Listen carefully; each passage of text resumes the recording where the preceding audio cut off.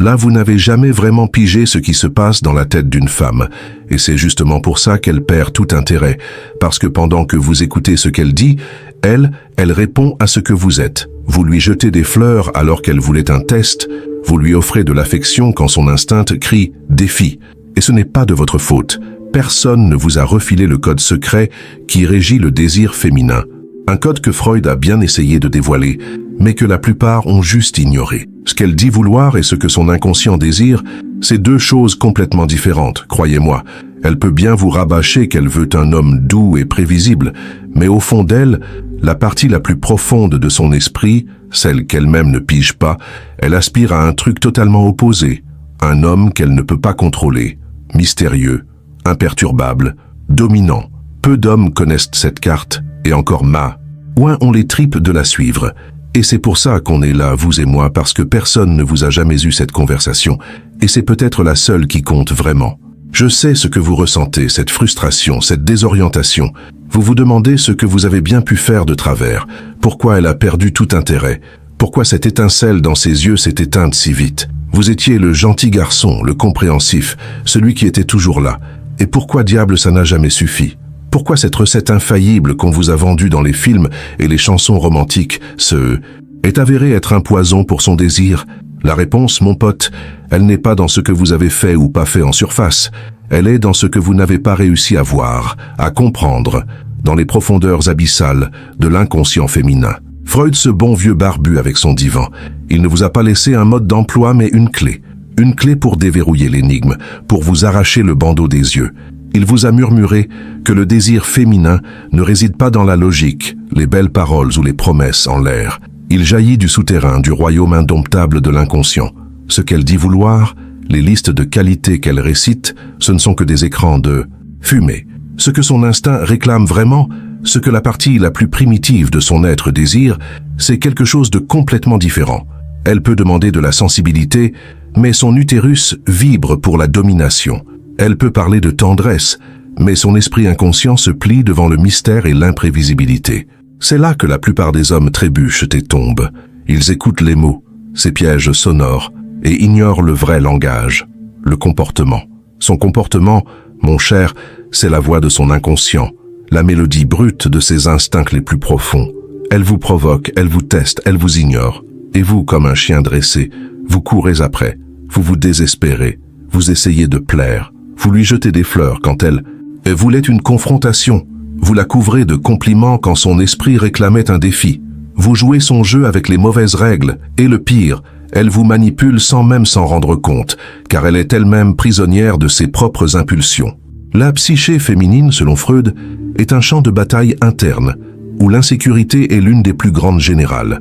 Insécurité sur son apparence, sa valeur, sa capacité à être désirée. Cette insécurité n'est pas une faille, pas un défaut à corriger avec de l'affection et de la validation. C'est une porte d'entrée, une fissure dans l'armure que vous, l'homme astucieux, pouvez utiliser à votre avantage. Pendant que les hommes faibles tentent d'eau et combler cette insécurité avec des compliments et des garanties, l'homme intelligent l'utilise comme un catalyseur pour le désir. Il n'essaie pas de plaire, il provoque. Il ne cherche pas l'approbation, il l'exige. Il ne comble pas le vide, il l'amplifie, la forçant à rechercher sa propre validation à travers votre attention sélective.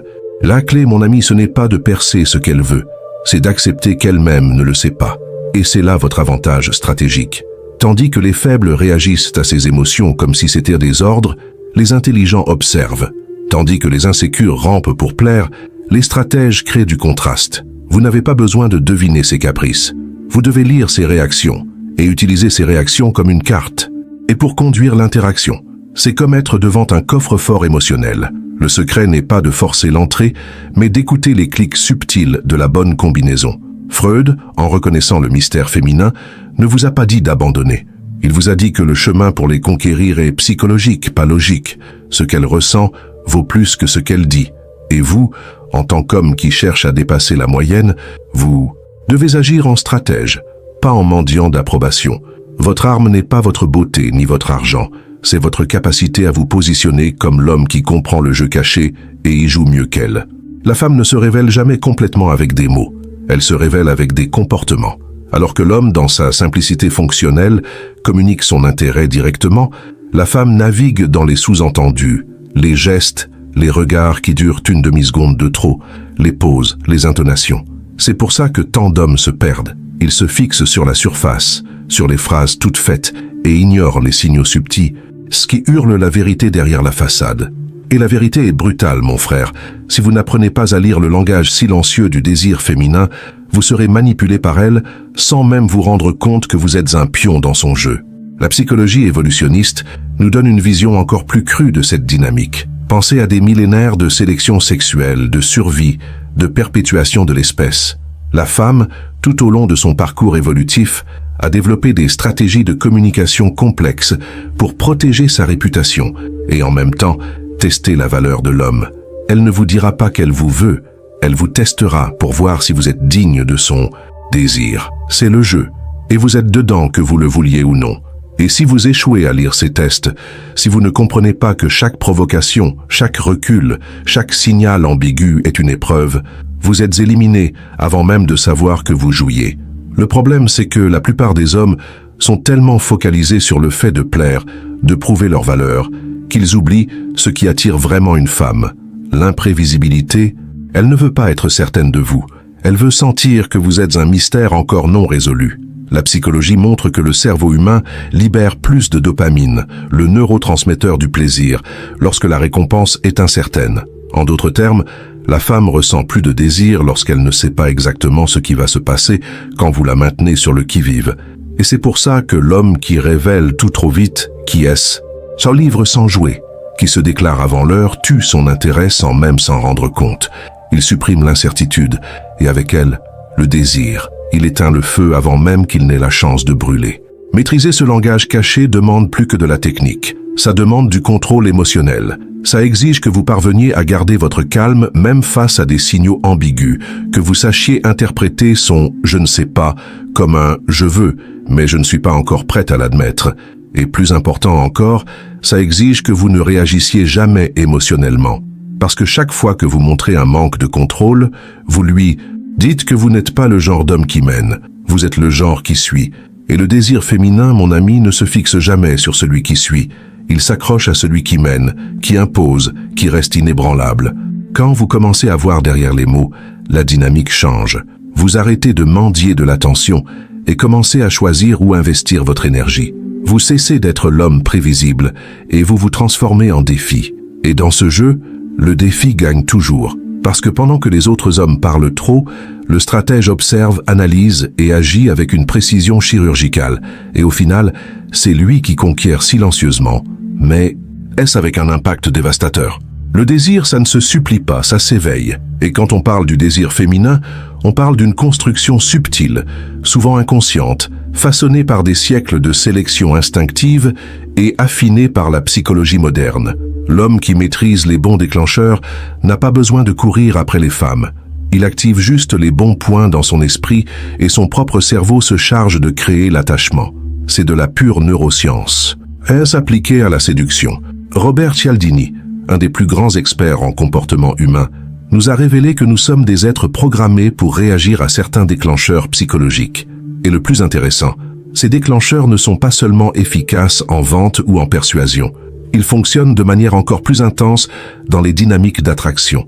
La rareté, par exemple, est un déclencheur brutal. Quand vous êtes toujours disponible, toujours accessible, elle sent qu'elle vous tient, et ce qui est garanti perd de la valeur. Mais quand vous disparaissez, quand vous êtes présent de manière sélective, elle commence à imaginer, à désirer.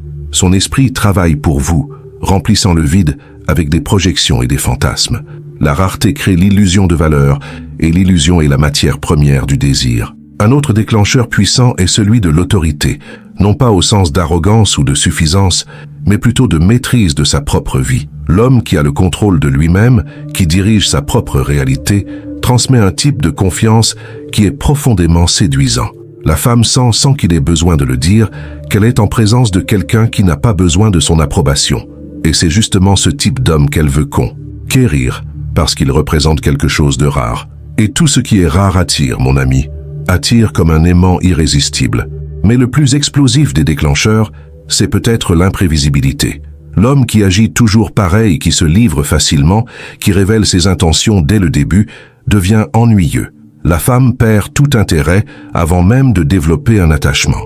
Par contre, l'homme qui crée l'incertitude, qui provoque des doutes et en même temps transmet de la sécurité, active dans son esprit le circuit de la dépendance émotionnelle. Elle ne sait pas à quoi s'attendre de lui. Et c'est justement cette anticipation, cette attente, cette réévaluation constante qui la retient. Son cerveau commence à libérer de la dopamine, rien que par l'anticipation. Et à ce stade, elle n'est pas seulement attirée, elle est impliquée, piégée dans un cycle de recherche et de récompense. Tout ça a une base scientifique. Le désir est une réaction chimique, mais il naît de stimuli émotionnels. Vous n'avez pas besoin d'être le plus beau, le plus riche ou le plus bavard. Vous devez savoir où toucher et toucher avec précision. La femme, par essence, désire l'homme qui la fait sentir, qui la sort de la logique, de la routine, et la met dans un état d'émotion intense. Quand vous comprenez ça, vous arrêtez de rivaliser avec d'autres hommes. C'est commencer à jouer à un niveau complètement différent parce que vous ne courez plus après. Vous conduisez. Et conduire, c'est ce que font les vrais hommes. Chaque femme, aussi sûre d'elle qu'elle puisse paraître, porte des insécurités silencieuses. Et c'est justement dans ces brèches émotionnelles que l'homme stratégique trouve son plus grand avantage. Il ne s'agit pas d'exploitation cruelle, mais d'intelligence. Comprendre où se trouvent les faiblesses permet à tout guerrier de gagner des batailles sans utiliser la force brute. Et dans la guerre de la séduction, cette sagesse est létale. La femme aime.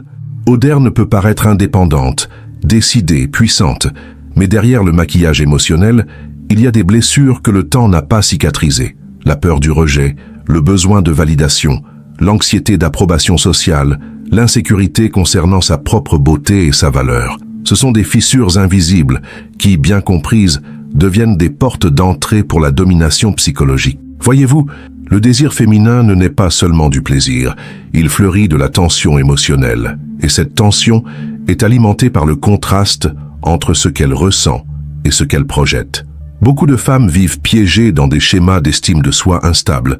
Elles se comparent constamment, se remettent en question en silence et ressentent le besoin d'une réaffirmation constante. Quand vous, en tant qu'homme, comprenez cela, vous cessez d'être un énième flatteur désespéré en quête d'attention et vous devenez un maître de la manipulation du désir. Parce que vous savez quand donner le compliment et, plus important encore, quand le retenir. Vous savez quand apparaître et quand disparaître. Vous savez comment activer le doute qui la pousse à courir après vous et non la certitude qui la fait s'éloigner.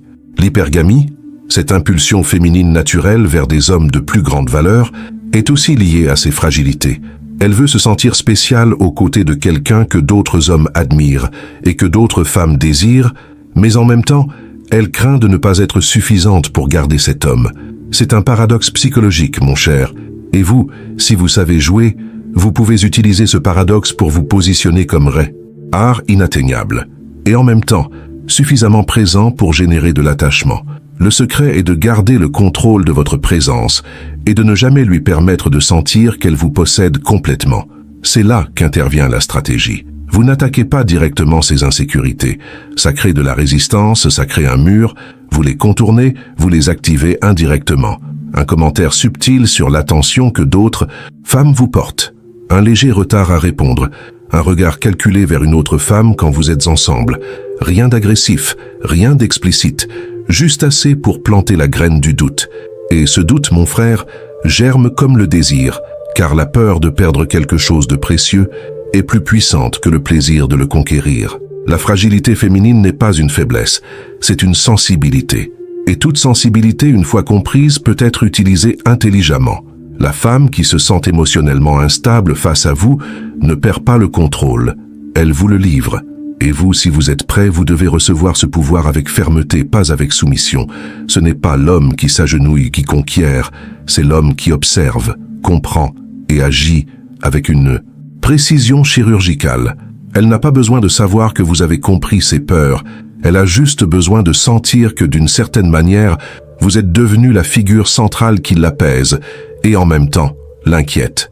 Et c'est cette combinaison qui la fait revenir, toujours. Au final, séduire, ce n'est pas manipuler ses émotions, c'est maîtriser les vôtres. Le vrai homme séducteur n'est pas celui qui apprend des phrases toutes faites, ni celui qui suit des formules bidons. C'est celui qui impose sa présence sans avoir besoin d'élever la voix. C'est celui qui avance avec détermination, qui porte un certain mystère, une conviction silencieuse, comme s'il connaissait déjà la fin de l'histoire. Il ne mendie pas l'attention, il l'attire.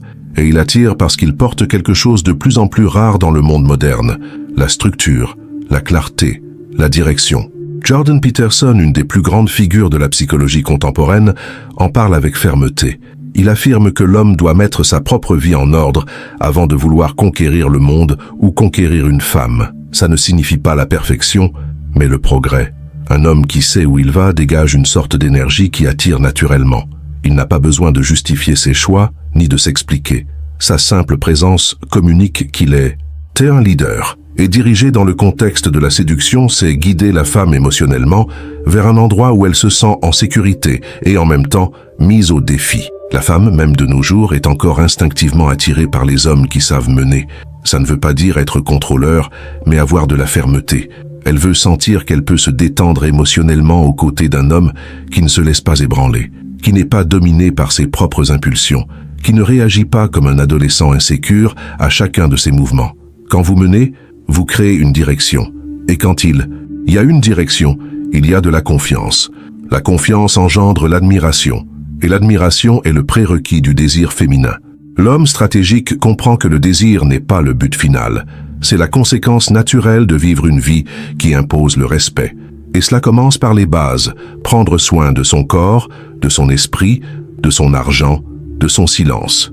Un homme silencieux, les yeux fermes et un objectif clair, en dit plus que 1000 mots. Il ne court pas après l'approbation. Il se transforme en la figure que les autres veulent suivre, y compris les femmes. Et le plus intéressant, c'est que plus il se concentre sur lui-même, plus les femmes se tournent vers lui, parce qu'il devient rare. Et tout ce qui est rare a de la valeur. Alors, le choix vous appartient, mon frère. Continuez à essayer de plaire, à vous adapter, à vous mouler, ou devenir le genre d'homme qui impose le désir juste par son existence.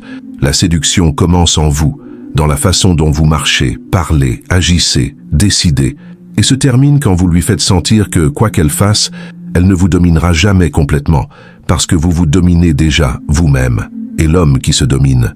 Mon cher domine tout autour de lui. Ce qu'on vous a raconté sur les femmes, c'est une fable pour maintenir l'ordre, un récit édulcoré qui sert à calmer les hommes et à garantir qu'ils continuent de jouer leur rôle de pourvoyeurs dociles, pendant que la vraie dynamique du désir et du pouvoir se déroule en coulisses. La société moderne, avec sa rhétorique d'égalité superficielle et d'autonomisation sans substance, aveugle l'homme aux vérités biologiques et psychologiques qui régissent les interactions entre les sexes. On vous a appris à être gentil, compréhensif, à l'écoute, et ce sont, ironiquement, les qualités qui, mal appliquées, castrent votre pouvoir et annulent votre attrait. Schopenhauer, le génial pessimiste, clamait déjà la cécité de la volonté et l'illusion de l'amour. Pour lui, l'impulsion sexuelle féminine ne concernait pas le roman qu'on nous vend, mais la perpétuation de l'espèce, une force aveugle et implacable qui utilise l'homme comme un moyen pour ses propres fins. Et Nietzsche, avec son coup de marteau sur la moralité, nous rappelait que derrière toute vertu apparente, il y a un jeu de pouvoir. La femme, dans son rôle biologique et social, a développé des stratégies subtiles de manipulation pour s'assurer le meilleur partenaire pour sa progéniture, pour sa sécurité, pour sa survie. Et ces stratégies, mon cher, n'ont pas cédé au féminisme ou à Internet. Elles continuent d'opérer silencieusement au cœur de chaque interaction. Vous vous souvenez combien de fois vous avez essayé de comprendre une femme? Combien de fois vous vous êtes plongé dans de longues conversations, cherchant la logique, la raison, le point commun? Et combien de fois vous vous êtes senti plus confus qu'avant? Cela arrive parce que vous cherchez une rationalité là où il y a une nature instinctive, une pulsion qui échappe à la logique cartésienne. Jung, le disciple rebelle de Freud, nous a alertés sur les archétypes, ces images primordiales qui habitent l'inconscient collectif et façonnent nos comportements.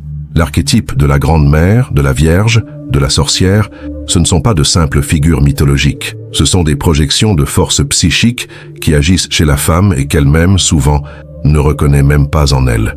La femme, au fond d'elle, est une créature cyclique, fluide, connectée aux forces de la nature d'une manière que l'homme, linéaire et rationnel, peut à peine comprendre. Ses humeurs changent, ses priorités fluctuent, ses désirs se transforment avec les phases de la lune et les cycles biologiques. Et vous, dans votre naïveté masculine, vous cherchez la constance là où il y a du flux, vous cherchez la solidité là où il y a du sable mouvant. CP, pourquoi le trop gentil, le prévisible, celui qui est toujours disponible, devient si rapidement inintéressant. Il n'offre pas le contraste, la tension nécessaire pour que le désir s'épanouisse. Il n'est pas un défi, il est une donnée. Et ce qui est donné, mon ami, est rapidement dévalorisé. La vérité dérangeante, c'est que la femme ne cherche pas un port sûr de la manière dont vous l'imaginez. Elle cherche l'émotion, elle cherche à être portée dans un état d'excitation, d'incertitude, une danse entre le plaisir et la peur. Elle aspire à un homme qui soit à la fois son conquérant et son protecteur, son maître et son amant. Un homme qui la fasse sentir que la vie est plus intense à ses côtés, qui la mène au bord du précipice émotion. Elle est en même temps, la retient avant qu'elle ne tombe. C'est pourquoi les bad boys, les mauvais garçons, les hommes qui s'en foutent, la séduisent souvent plus facilement. Ils, même inconsciemment, activent les déclencheurs primitifs de l'imprévisibilité et du défi. Ils ne lui plaisent pas, ils la provoquent. Et la provocation pour l'esprit féminin est un prélude au désir. Pensez à Dostoïevski, avec ses personnages tourmentés, ses femmes complexes et contradictoires. Il a plongé dans l'âme humaine sans peur de trouver le grotesque et le sublime côte à côte. Les femmes de Dostoïevski sont pleines de mystères, de secrets, d'impulsions incompréhensibles pour la logique masculine. Elles sont orgueilleuses, cruelles, passionnées et parfois autodestructrices. C'est la réalité de la psyché féminine, dépourvue de romantisme. C'est un mélange volatile de désir et de répulsion, de quête de sécurité et d'aspiration au danger. L'homme moderne a été éduqué à réprimer ses instincts, à être trop civilisé. On vous a castré de votre propre sauvagerie, de votre capacité à imposer, à diriger, à être par moments brutalement honnête. Et la femme, au plus profond d'elle, aspire à cette énergie masculine primale. Elle veut un homme qui ne plie pas à chaque caprice, qui n'a pas peur de dire non, qui a une colonne vertébrale inébranlable. Quand vous devenez un oui ambulant, vous vous dévalorisez, vous devenez prévisible, et le prévisible pour le désir féminin est le baiser de la mort. Ce qui vous a été systématiquement caché, mon ami, c'est que la compétence masculine est l'aphrodisiaque le plus puissant. Pas la compétence au travail ou sur le compte en banque, même si ça aide, mais la compétence en soi. La capacité à naviguer dans le chaos de la vie avec un but, à garder son calme sous la pression, à prendre des décisions difficiles, à supporter la solitude, à être sa propre autorité. Un homme qui sait ce qu'il veut et où il va, qui ne se laisse pas ébranler par l'opinion des autres, qui vit selon un code interne, dégage une sorte d'énergie qui attire la femme comme un phare dans l'obscurité. Elle ne saura peut-être pas expliquer pourquoi, mais elle le sent. Elle sent la sécurité, la force, la stabilité qui s'oppose à sa propre fluidité et incertitude interne. La femme, à un niveau inconscient, teste constamment votre masculinité. Elle vous teste pour voir si vous êtes assez fort pour la protéger des autres hommes. Oui, mais aussi et surtout pour la protéger d'elle-même, de ses propres impulsions contradictoires.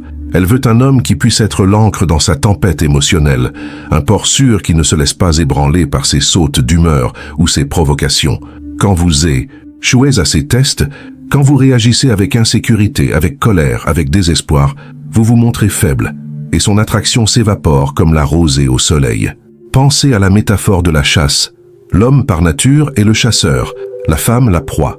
Mais dans le jeu de la séduction moderne, cette dynamique a été subvertie. L'homme a été éduqué à être chassé, à être le prix. Et cela, mon cher, est contre nature, contre-instinctif. La femme, même la plus indépendante et autonomisée, ressent encore un frisson quand elle est poursuivie, quand elle est conquise. Mais la poursuite n'est pas la mendicie, c'est la supplication. C'est le défi, la poursuite subtile, la séduction du prédateur qui ne se désespère pas, qui observe sa proie et agit avec une précision fatale. On vous a vendu l'idée que le vrai amour est inconditionnel, que la passion est éternelle. Mensonge. La passion pour la femme fleurit souvent dans la rareté, le doute, la tension non résolue. Quand vous devenez une certitude, vous devenez prévisible. Et la prévisibilité est le tombeau du désir. Elle veut sentir qu'elle peut vous perdre, que vous n'êtes pas une propriété, que vous êtes un homme qui a choisi d'être avec elle, mais qui pourrait choisir de ne pas l'être. C'est cette liberté intérieure, cette autonomie inébranlable, qui la maintient dans le jeu, qui la fait vous désirer de plus en plus. Pourquoi flirte-t-elle avec d'autres hommes devant vous? Pourquoi mentionne-t-elle d'anciens petits amis ou des histoires de conquêtes passées? Ce n'est pas par méchanceté, ce n'est pas pour vous blesser consciemment, c'est pour vous tester, pour voir comment vous réagissez. Si vous montrez de la jalousie, de l'insécurité, de la colère, vous avez échoué. Vous lui avez montré que vous êtes fragile, que vous êtes facilement manipulable. Mais si ou restez calme, indifférent, avec un sourire énigmatique, transmettant le message que votre attention est un privilège, pas un droit, alors vous réussissez le test. Vous vous élevez, et elle, inconsciemment, vous désire encore plus. Elle désire l'homme qui ne se laisse pas ébranler, qui est sûr de sa propre masculinité.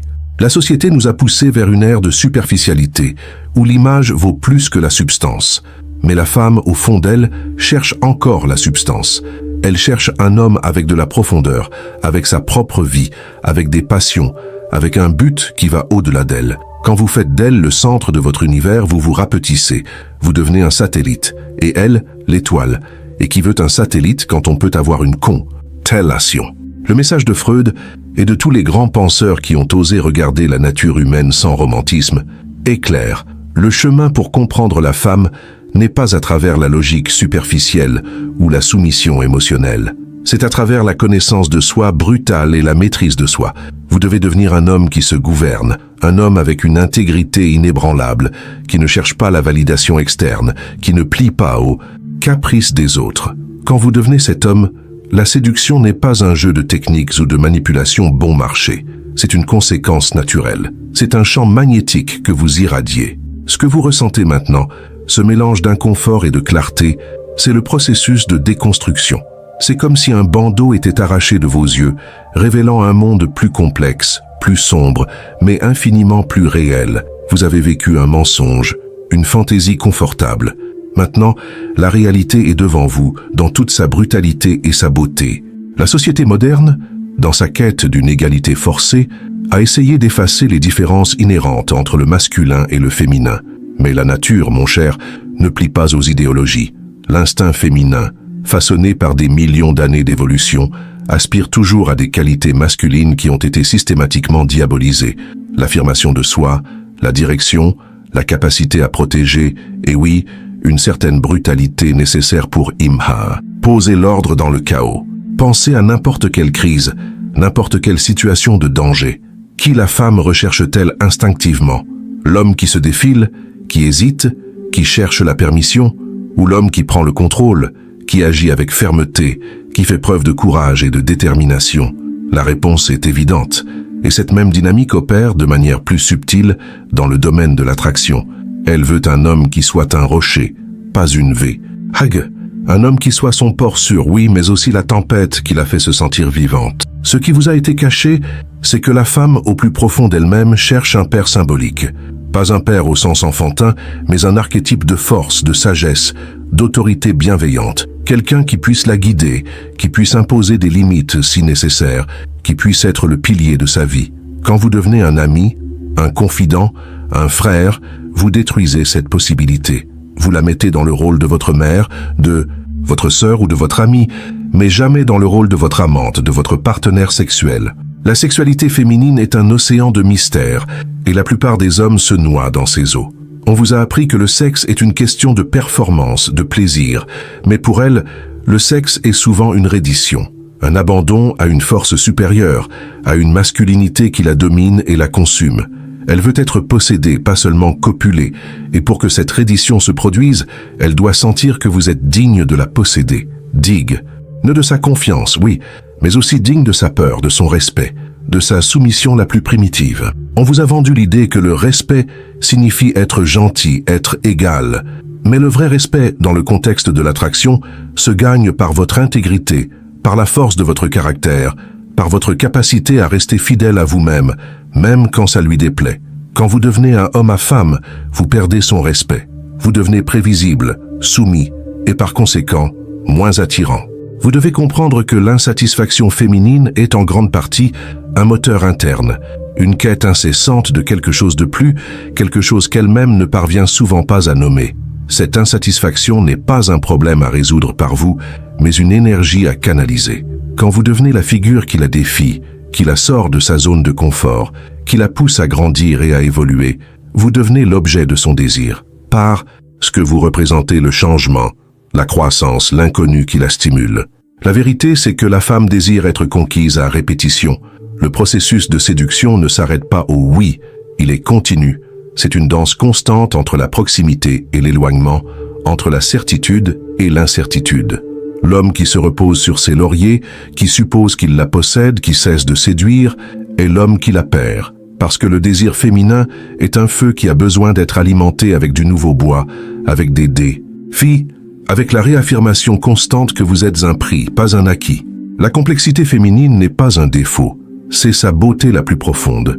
Et l'homme qui ose plonger dans cette complexité, qui ne craint pas les contradictions, qui embrasse le mystère au lieu d'essayer de le résoudre avec une logique facile, est l'homme qui la comprend vraiment. Et cette compréhension, mon ami, est le plus grand pouvoir de séduction qui existe. Parce qu'elle sent que vous la voyez vraiment, derrière tous, les masques et les projections. Et être vu, être vraiment compris dans sa totalité, est un désir profond et souvent inconscient. Vous êtes en plein voyage, le voyage du réveil, le voyage pour devenir l'homme que vous êtes censé être, l'homme qu'elle désire vraiment. Et ce voyage commence par la vérité brute, la vérité que personne n'a eu le courage de vous dire, la vérité qui vous libère des chaînes de l'illusion et vous permet de jouer le jeu de la vie et le jeu de l'attraction avec intelligence, avec un but et avec un pouvoir que vous n'avez jamais su que vous possédiez. C'est le début, pas la fin. Maintenant que la vérité a été exposée, qu'allez-vous en faire? Retournerez-vous au confort de l'ignorance ou embrasserez-vous l'inconfort de la sagesse et la force qu'elle vous offre? Le choix est vôtre et il définira l'homme que vous deviendrez.